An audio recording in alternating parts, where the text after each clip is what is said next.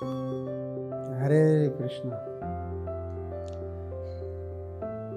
हम सभी बहुत भाग्यशाली हैं क्योंकि भारत भूमि में हम लोगों ने जन्म लिया है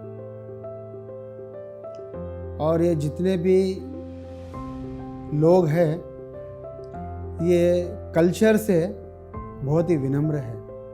देखिए जितने सारे भी नदियाँ भारत भूमि में बहती है सभी लोग वहाँ पर जाते हैं, स्नान करते हैं, पवित्र होते हैं, उनकी पूजा करते हैं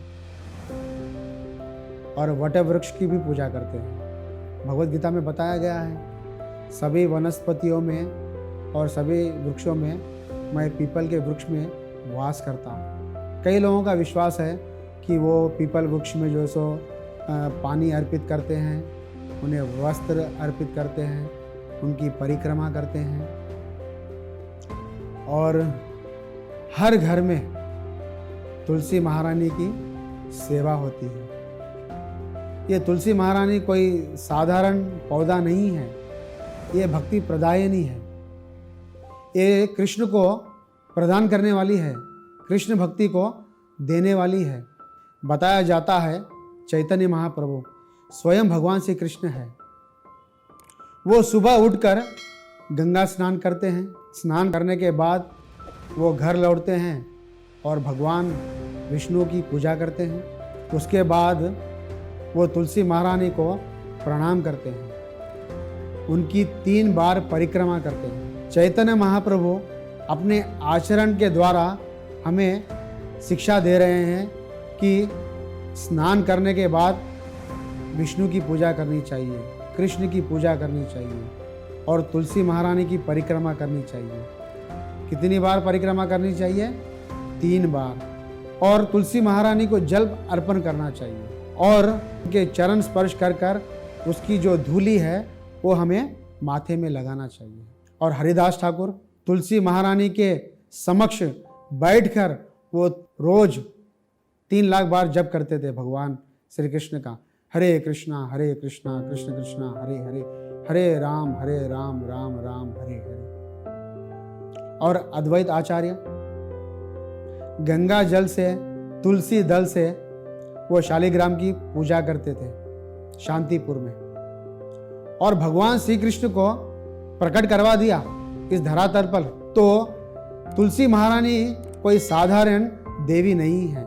बताया जाता है उनके दर्शन करने मात्र से जीव के पूरे संपूर्ण जाने और अनजाने जितने भी पाप होते हैं वो नष्ट हो जाते हैं केवल तुलसी महारानी के दर्शन मात्र से। और स्कंद पुराण में बताया गया है करोड़ों करोड़ों स्वर्ण का जो दान करता है उसका जितना फल मिलता है ना, केवल 1 पत्ता कोई भगवान श्री कृष्ण के चरणों में अर्पण कर देता है उतना फल उसे लाभ में मिलता है।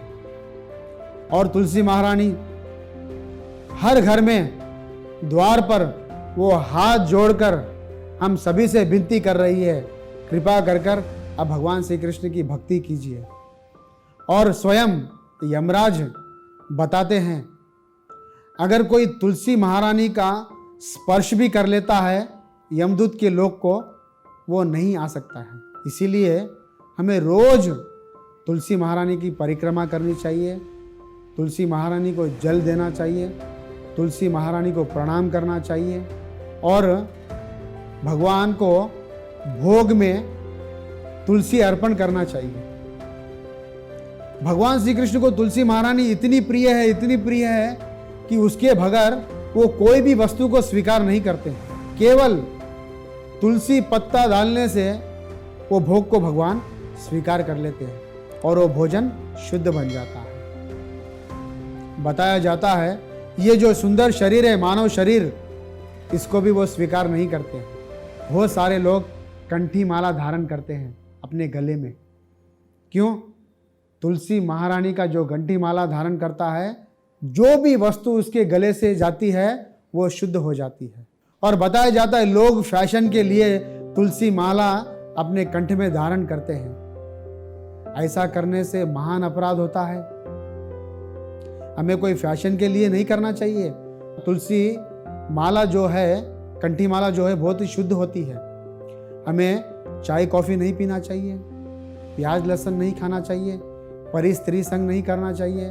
हमें मांस और ये मादक पदार्थ जो ड्रिंक्स वगैरह है, हाँ, शराब है, ऐसे नशीली वस्तु है, हमें गुटखा है, सिगरेट है, आदि वस्तुओं का सेवन हमें नहीं करना चाहिए, क्योंकि तुलसी महारानी बहुत शुद्ध है।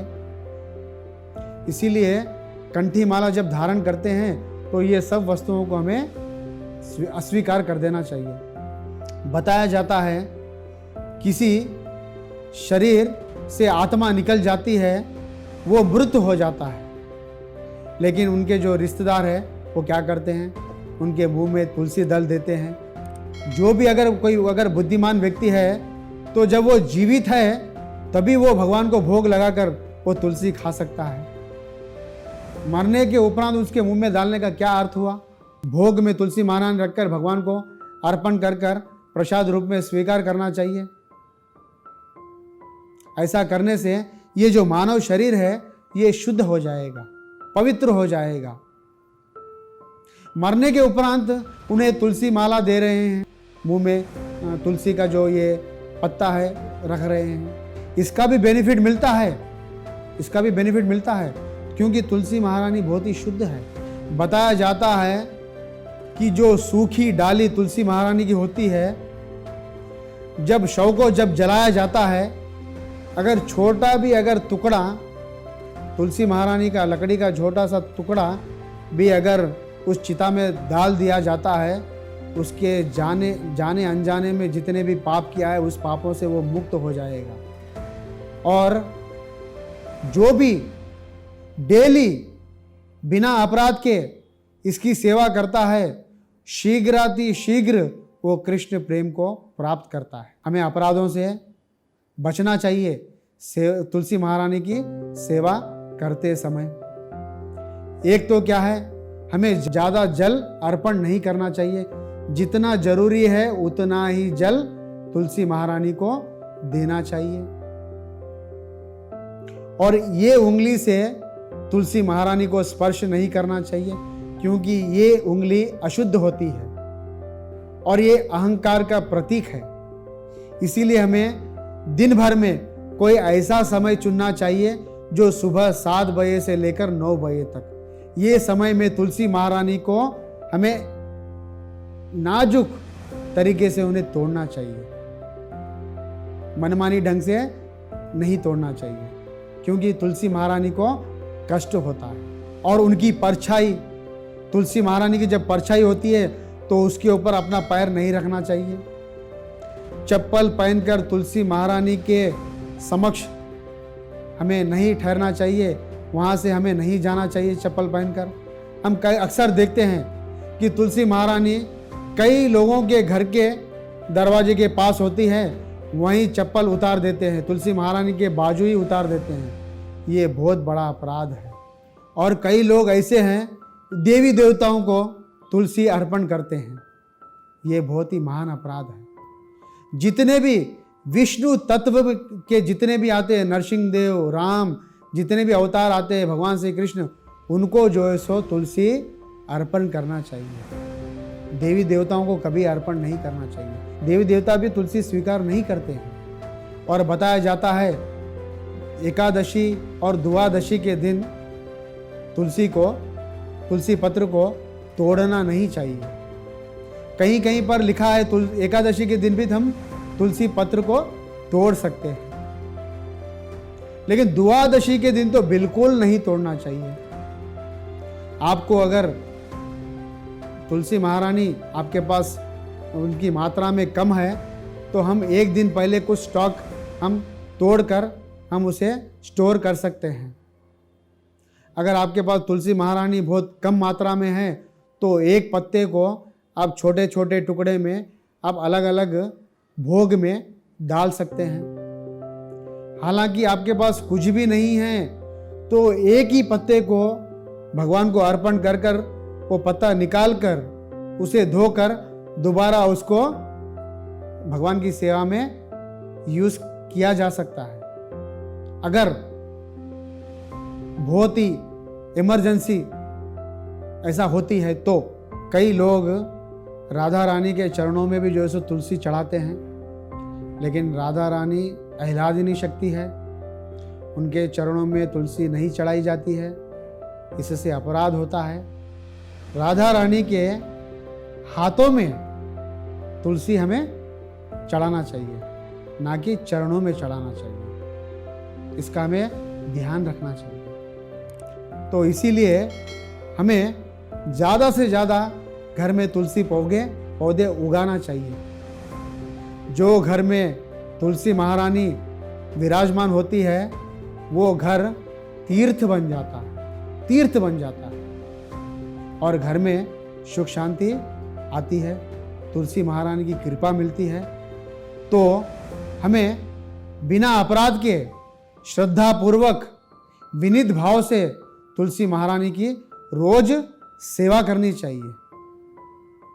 हो सका तो उनकी आरती करनी चाहिए, उन्हें पुष्प अर्पण करना चाहिए, धूप अर्पण करना चाहिए। उनकी परिक्रमा करते वक्त कुछ मंत्र पढ़ने होते हैं, वो मंत्र हमने डिस्क्रिप्शन में दे दिया है। जब भी आप तुलसी महारानी की परिक्रमा कीजिए तो आप वो मंत्र को पढ़कर आप कर सकते हैं। तो कृपा कर हम विनती कर रहे हैं, तुलसी महारानी की सेवा बिना अपराध के साथ आप कीजिए और अपने जीवन में परिवर्तन लाइए। और शीघ्र तुलसी महारानी की कृपा से भगवान श्री कृष्ण की भक्ति भी प्राप्त होगी, उनका प्रेम भी आपको मिलेगा। हरे कृष्णा।